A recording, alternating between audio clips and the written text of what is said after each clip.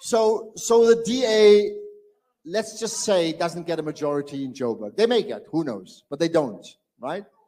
So again, who will you work with? Who won't you work with? Coalition agreements and negotiations are done at a national level. They're not done at a local level. The federal leader has made a pronouncement that based on the lack of alignment between us and the EFF in terms of our values and our principles, as you can see here today, look at the discipline on this side and the ill discipline on the other side. We will not be entering into a coalition agreement with the EFF.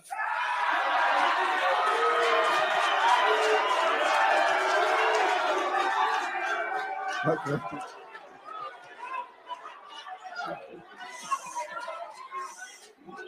All right.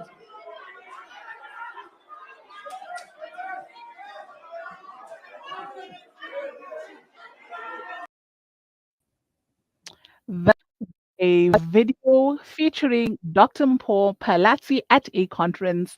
And as you've heard, she was speaking on not wanting to join the EFF or forming a coalition with the EFF.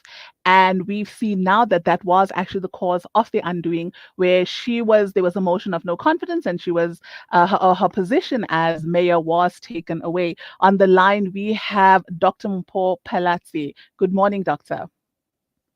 Very good morning to you and to your listeners. Thanks for having me. More than welcome. Thank you so much for joining us today. So there was a decision recently, motion of no confidence, where your position was taken away from you. However, you fought back and got a court judgment where this was actually declared unlawful, unconstitutional, and invalid. So what does this court ruling mean for you, Doctor? Well, the court ruling just means that I have been reinstated as the legitimate executive mayor of the city of Johannesburg. It means that the events of the last 3 weeks were declared null and void, unlawful, invalid, unconstitutional. It means that we can continue with the work of rebuilding and repairing the city of Johannesburg. It means we can reconstitute the mayoral committee, which has already happened. 9 NMCs are back, with the exception of the Patriotic Alliance, crossed over to the ANC side.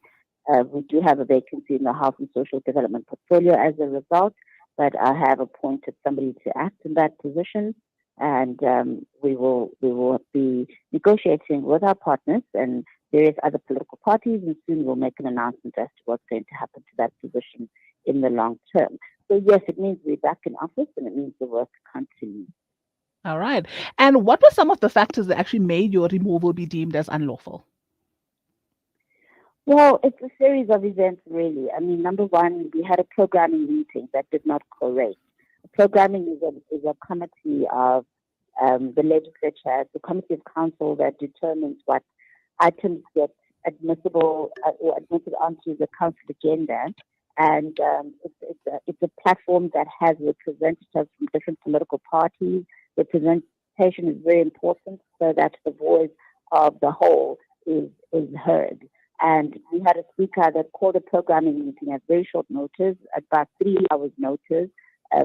Many councillors were not able to make it to that meeting. As a result, the meeting did not collate. We had a speaker that went ahead regardless, looked at a motion that was deemed inadmissible by a previous programming meeting, still considered that motion, still pushed it through to council, erroneously and illegally so. That motion was then taken to, again, a council meeting that was called at very short notice, less than 24 hours notice.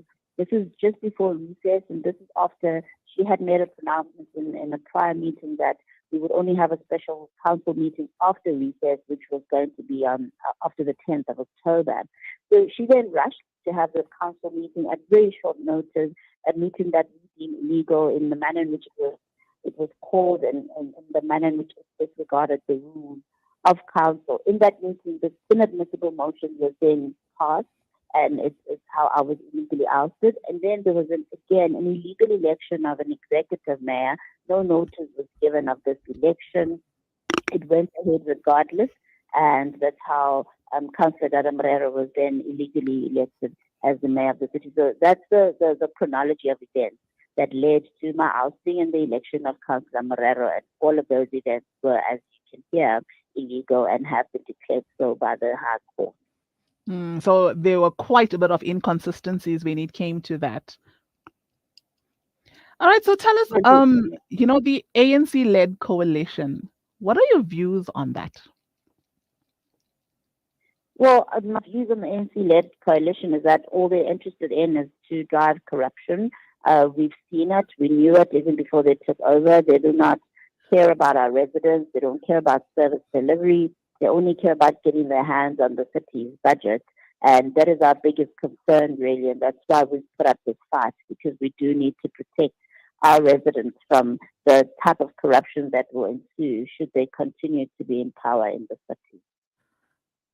And we saw the video, of a conference that happened, and there were quite a bit of EFF members there, and we saw that, you did emphatically say at that time that you will not be forming any sort of coalition with the EFF.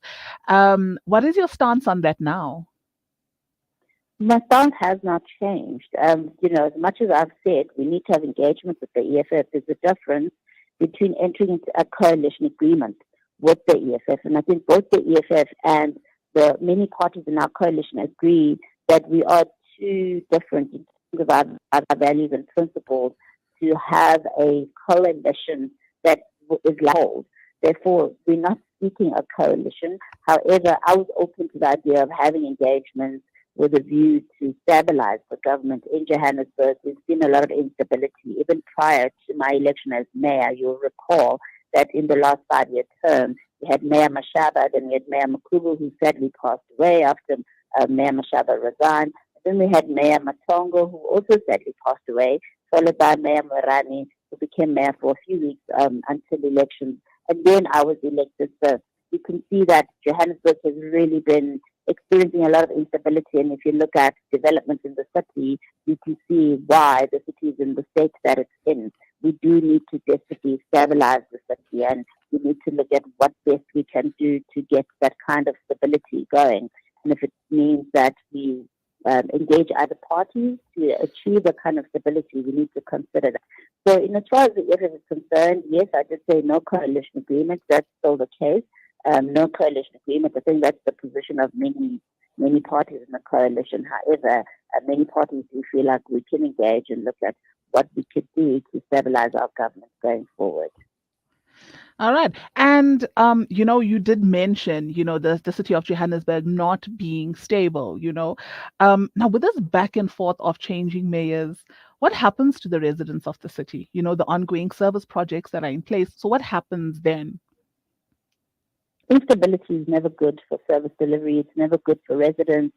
It's never good even just for investors. Onlookers who are considering bringing investment into the city would be very concerned if there is such instability. So it's really a liability on so many fronts, and that's why we need to be intentional about investing in the stability of the city. What we've done, though, since I've been back in office yesterday, I've already held a mayoral committee meeting. The administration of Councillor Dada Morero in the 3 weeks that they were in office never held a mayoral committee meeting in the 3 weeks. They only held it yesterday morning, and unfortunately could not see it through because of the court judgment that came through while they were seated in that mayoral committee meeting. I did not want any further delays. There's important decisions that need to be made. And so last night, at 6 o'clock in the evening, we held our first mayoral committee meeting. We were done by around 8:30 that evening. And at least we've managed to get the city back working again. So it's important to put residents front and center in whatever that you do. We deal with the politics in the background, but we need to know why we're here, and it's to render services, and that must always be front and center. Absolutely. And tell me, what are your plans for the city of Joburg?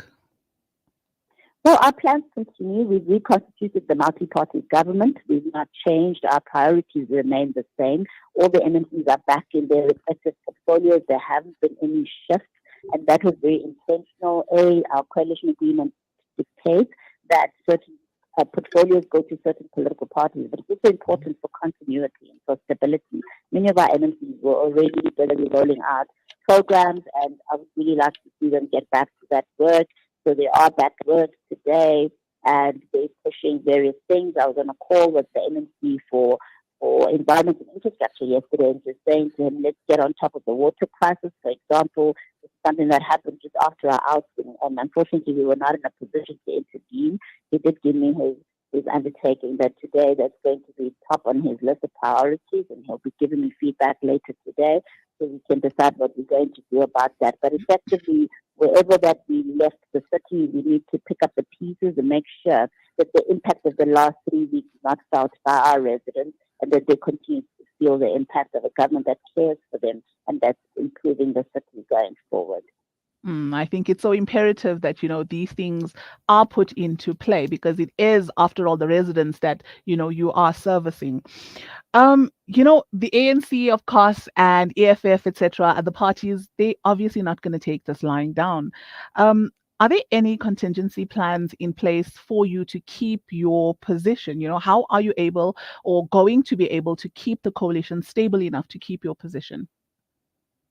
Well, we have to be open-minded and we have to engage broadly, and I think those engagements are already ongoing. I had a meeting this morning with the partners of the various political parties in our multi-party government.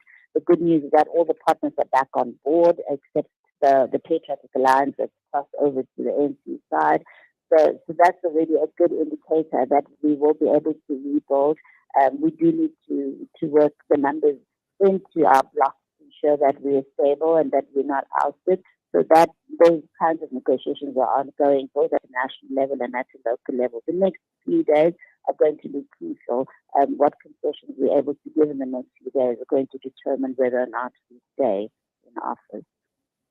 All right. Dr. Phalatse, thank you so much for taking the time to speak to us. I do wish you all of the best with the plans moving forward. Thank you so much for taking this time to speak to us. Thank you very much for having me. Have a good day. Have a good day. Bye. That was the executive mayor of the city of Johannesburg, Dr. Mpho Phalatse, who has now been reinstated into her position. However, this is not the end of the road. There's many stumbling blocks coming forward. So keep an eye out in the next few days. Political stances, where do people stand, and all of the happenings in the political world that will affect each and every one of us.